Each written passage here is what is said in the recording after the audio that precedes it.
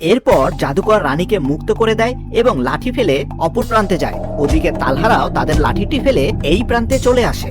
ওপাশে গিয়েই শয়তান জাদুকর নতুন লাঠিটি হাতে তুলে নেয় এবং বলে, কি ভেবেছিস শয়তানের সাথে ডিল করিস? শয়তানের কি কোনো ধর্ম আছে?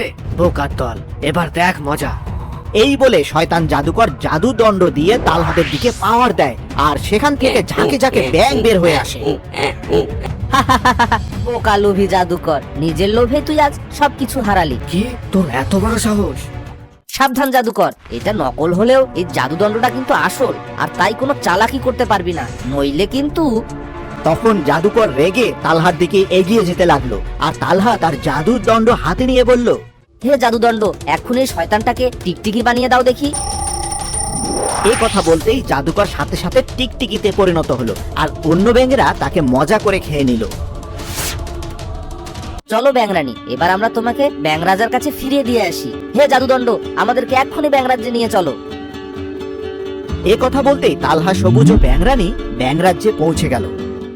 সত্যি তালহা, তোমার কাছে আমি আর আমার এই ব্যাংরাজ্য আজীবন ঋণী থাকবো। তুমি আসলে গ্রেট, তালহা দা গ্রেট। বন্ধুরা, ভিডিওটিতে লাইক করে চ্যানেলটি সাবস্ক্রাইব করে দাও।